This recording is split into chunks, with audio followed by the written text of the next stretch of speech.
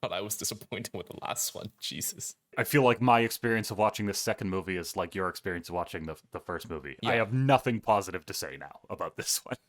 Yeah, if Phantom Menace was the movie of the annoying child, this is the irritating teenager. It's all Obi-Wan's fault. Welcome back, everybody. My name is George, and with me is Chris, and today we are looking at the second prequel, Attack of the Clones. Ugh. So the title crawl tells us that the Jedi are having trouble maintaining peace, and like I was very confused. Who are the Jedi and what is their job exactly? To maintain peace? Like, isn't that the Republic's job? What's the political position of the Jedi? Like, are they the CIA? Are they like overthrowing leftist? I always saw them as like the church. Okay. Yeah, like a sci-fi version of a 16th century Catholic church. So it's like the church if they had knights. Yeah. It's like they on paper, they're supposed to not interfere, but they totally are. Whenever I hear about people traveling to other planets to quote unquote maintain peace, I get a little bit suspicious about their definition of peace. Like, they're maintaining peace by murdering some people with lightsabers, right? Yeah. Okay. The killings will continue until peace is reached. It's I'm noticing the second time watching this these movies is that the prequels really water down how mystical and awesome Jedis are, I feel. I've heard that discussed as like a strength of the movie, or at least a bold choice of the movie, that Lucas kind of like turned on its head what we thought the Jedi are, but it also is like sad for just the little boy who wants to see cool knights. I know where he's coming from, I think, because the idea is to add a little gray to a very black and white universe where it's just pure good versus evil. So you make the Jedi a bit more complicated, you give them some troubles and blah, blah, blah, blah. But the thing is, I think he went about it in the wrong way in that it diminished kind of how badass they are, how cool they are, because you can make them complex without making them feel lame.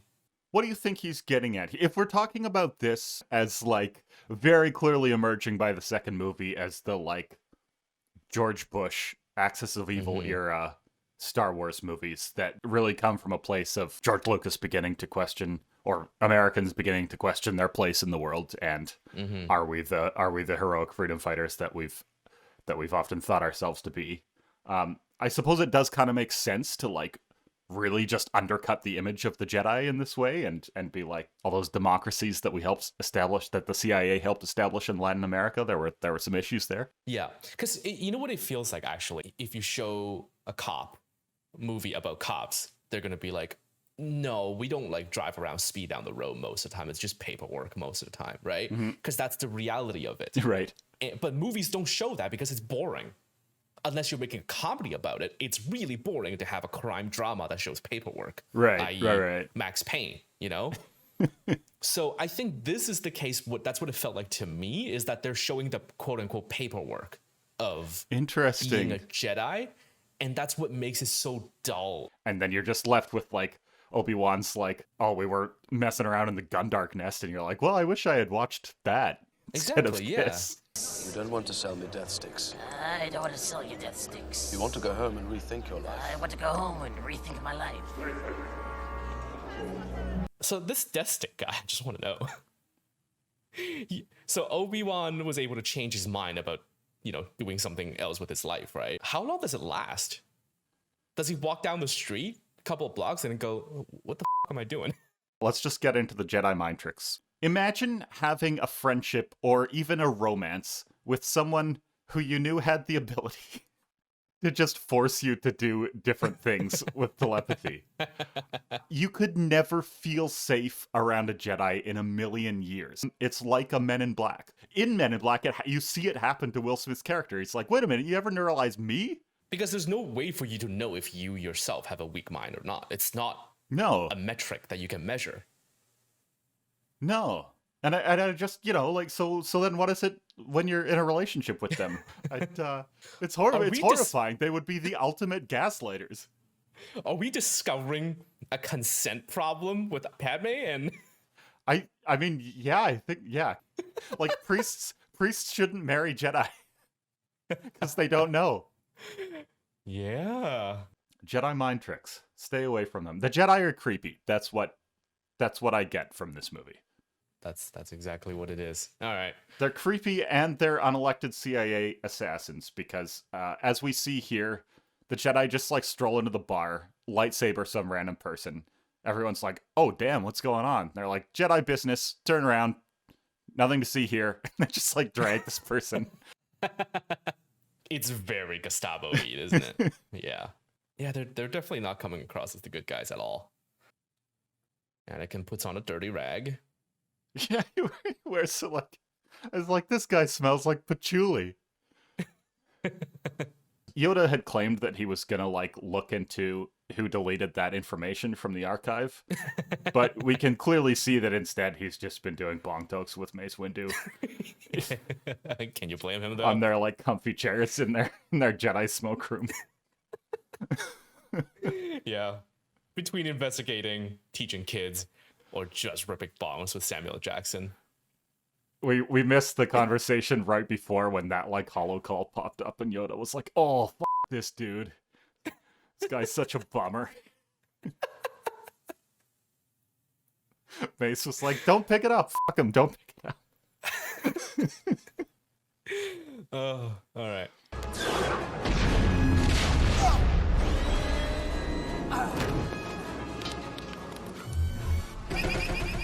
So Obi-Wan gets friggin' worked by A guy in a suit. a guy in a suit. Disappointing. That's about all I have to say about that. I remember sitting in theater and I remember seeing Obi-Wan walk out and being like, "Oh yeah, he's gonna kick this guy's ass." And instead he gets dragged around like a little punk. So why is he not using any force abilities? you know what bugged the shit out of me? When he falls down, he swings over to the platform and then he uses the force to open the door.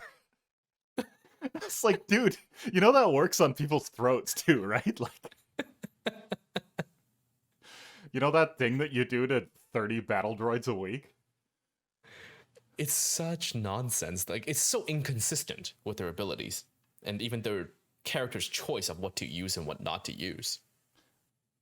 You know what really irked me about this one too is that because we watched them so soon after, he defeated Darth Maul at a much younger age. When he was much less experienced. Yeah, right. So Jango could take Darth Maul. Is that what we've learned?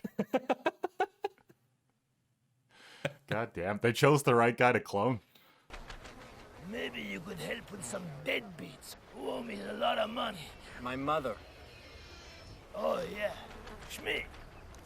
The Death of Shmi. It's surprisingly dark. It's the same movie where he's riding a space cow with giant asses, and then to this. It's a really big tonal whiplash. They could have had Jar Jar eating apples in the back of this scene too. You know what? I get it. You get slaughtering the village?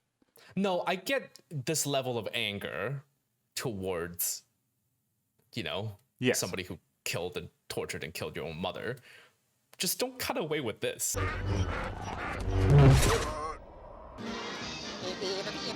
That's all, folks. Okay, so this is a long-ass fight that I got so bored with. Okay, so every action scene in this movie is just incredibly low stakes. Like the first movie we were watching Intergalactic War, and now we're in like slapstick Calamity Factory with bugs flying around. Oh, and that reminds me, if you like this video and you want to hear the entire uncut 90-minute long podcast version, go check out our Patreon. Links is down below in the description. Anyways. Oh, I did forget to say earlier that I'm into Padme's gratuitously sexy outfits throughout the movie. I wish that there were more gratuitously sexy Jedi outfits. I don't know why that's not the case. They really missed... Early on, Anakin's having a bad dream. I guess this would be inappropriate because it's about his mom dying or whatever, but that's the classic time. If a hero's having a bad dream, that's usually when you show them shirtless and sweating and like flexing in bed. And I wish they had done that. I'm all for sexying up Amidala, but let's get some sexy Hayden and Ewan also. Yeah, this all easily could have been an execution where they're forced to be in just a loincloth. Yeah. So speaking of that, what the hell is this entire sequence? Why did Dooku do this? Why? Like, then the Until Jedi show up, and just and gets yeah, fucking like slaughtered. they just look pathetic. Even Mace Windu is not prepared for like surprise blaster attack. He does absolutely wreck Jango later, which is really satisfying. But not until Jango has killed, I think, multiple Jedi again with a blaster. A inconsistency of power again. Phantom Menace opened with 2 Jedi slaughtering a bunch of these battle droids, Yeah. and now we have an army of Jedi. Why is this not just like the easiest fight ever? Yeah, it's very confusing. And yeah, I don't know, we get this like Robin Hood moment where they all throw off their cloaks and their lightsabers come on and you're like, "Oh my god, there's so many Jedi." But even at that moment I was kind of like, "Wait, why do they need all these Jedi? Shouldn't a few Jedi be enough to handle this entire situation?" And then it turns out a lot of Jedi are not enough to handle this entire situation. No. Are they powerful knights or not? That's the thing. There aren't even that many battle droids. No. Like, I know the Gungans lost, but they fought many times more battle droids than this. And they're Gungans. Like, how do you think Jar Jar's kills rack up against some of these random Jedi? But yeah, I think like I was saying earlier, it's just difficult to do action sequences with Jedi because either you have them as strong as they theoretically are in the story, and then they just dominate, or you have them be weak and get killed. And because every time they show a Jedi get killed, I was like, really? You have to. I think what they should have done is that it's only like 2 or 3 of them, and then against overwhelming numbers. Yeah, exactly right. Yeah, like a kung fu movie. Like when they would have like Donnie Yen or Michelle Yeoh just fight like an entire battalion, and you'd see like an open circle of these 2 people, and then just like a black mass of an entire army around them. It should have looked like that. I actually, you know what this makes me think of? I'm just gonna go on a real quick tangent here. In the Stormlight Archives, is a series of books that I'm going through. In that world, they have these weapons that are really rare, but they kind of function like lightsabers. They can cut through anything as if it's not there, as if it's thin there, right? And those characters that wield those blades also tends to have a set of armor that are also kind of magical in nature. So they dominate the battlefield whenever they're kind of, summoned. They just slaughter people in the dozens at a swing, right? So what normal soldiers do to fight against them is to try to pile on, trip them, use nets, use ropes. Yeah, right. Right. Don't use the same tactics that you would use against other enemies, which is what exactly, and that's how the books justify how a shard wearer can be taken down is overwhelming numbers. Right. That there's so much of you that they just pile onto you until you get pulled down by the weight. So why are the Jedis not being dealt with that way? I don't know. Why is it just like a couple of blasters from different sides will be sufficient to shoot down so many of them? Yoda thinks of bringing a starship, which turns out to be way more effective than a bunch of random Jedi on foot. Which is particularly funny because I assume those Jedi also arrived in starships. But anyway, the Jedi make an undignified retreat after a frankly humiliating defeat. Yeah, and they are saved by what would eventually become easily defeated and killed. Yes, like also true. Generic NPC soldiers. And the Yoda speak continues to go overboard with the classic line, "Around the survivors, a perimeter create." Like, anybody who's not used to him would just be so annoyed and confused all the time.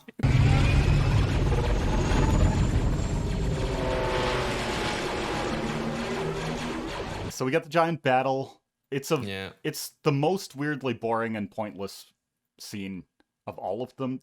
I think these images are incredibly cool. Yeah, the droid, like, the designs are awesome. Yeah. And I even think, I think it looks good. I think the CG is leaps and bounds past the first movie. The concepts of the visuals and the actual visuals are both really cool, but the story is so irrelevant at this point that it's hard to get involved. And eventually, they'll cut to our main characters flying around on a ship, and I realized that our main characters weren't even involved in this entire thing that's going on. They were just flying around above, so... Yeah, like, these things are so cool. Why are we not using them more? So cool. They're just taking off, and then that's it.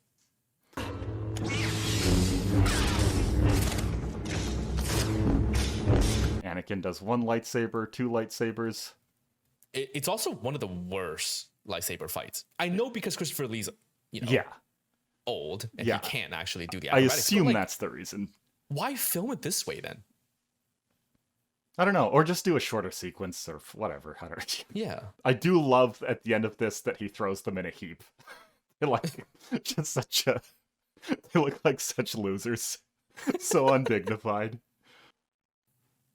Lightsabers are terrible for dismembering and killing enemies. Because you cauterize the wound. Yeah, right.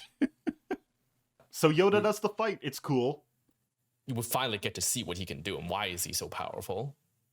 This fight here, that Dooku was surprised by the fact that Yoda can redirect his Sith lightning. It's very anime fighting, as in like another character comes in and just has some Totally. MacGuffin ability, right? Totally. And that's fine. When anime does it, it's okay because the fight itself is exciting. This is just two old men pointing their fingers at each other. It's There's no motion to it. You know what I like mean? when you get those Ken Ryu fights that are just both of them doing Hadoukens over and over again. Okay, so they finally go into the lightsabers. And then, yeah, classic escapes. Yoda gets punked by the same thing like you were mentioning that all superheroes get punked by, which is just put someone else in danger and you beat the hero. Mm-hmm. And then it's basically over. It Uh, just ends, yeah. Jimmy Smits and etc. see the clone army heading out, and we realize that actually we're the Empire. Fair enough. Prescient for today. Yeah. And then Amidala is like, I thought we were going to die. I wish I hadn't said that stuff about loving this guy, because now I got to marry him. All right. She marries the guy who slaughters a village, embarrasses you in public, whines all day, and doesn't like the beach. I'm going to jump into how to do the attack of the clones. The clones. Instead of having Anakin as more of a protagonist, make this second movie from Amidala's point of view. So, like, be following her at the start, follow her into a first encounter with Anakin, and then hang with her a lot more and have her feel like the center of the scenes and being the target of his affections. And so in those scenes, we don't feel like we're supposed to be aligned with him, like, trying to seduce her or whatever the hell he's doing. We feel like we're aligned with her, like having to deal with this really scary situation. And so it would kind of be like the first movie's from the point of view of Qui-Gon, the second movie's from the point of view of Padme, and the third movie's kind of from the point of view of Obi-Wan.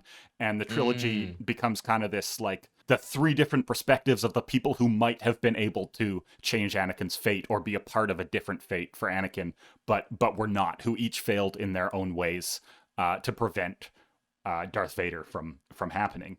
So yeah, this would have been the movie that we watched from Padme's point of view. Did she have a chance to change his destiny? Maybe, but by the end of the movie, she has whiffed it by ignoring the red flags and marrying him. But so that's my suggestion. Make this the Padme movie. Yeah, that makes sense. And I think that would allow us to show maybe, Anakin abusing his powers. Yeah, it on would her. more leeway to, like, just see how scary he could be from outside, because it just felt like we were inside his perspective a little bit too much in this movie. Exactly. It's shown from his point of view, except we don't agree with him. No, We're not in fact, we're sympathized towards scared him. of him. Yeah. The time, and his weird smirk. Yeah. I don't blame Hayden Christensen. I blame the fucking writing. No, me neither. I think it's a perfectly reasonable performance. Same as Jake Lloyd. Yeah. The hate towards him was not justified. No, gotta blame I Lucas. agree. People hate him because he's pre-Darth Vader. Of course, he's a dick. Yeah. All right. That's it for this week. Okay, next one we're wrapping up the prequel with Revenge of the Sith. Should be better by memory. Should be a lot It's better. It's got General Grievous. Oh, that's right. Yeah, I remember it being significantly better, so I actually look forward to that. Me too. Compared to this, holy crap. All right, anyways, we're done. We're done this week. Thank you, and remember to press like and subscribe, and we'll see you next week with the final of the prequel. I got a bad feeling about this.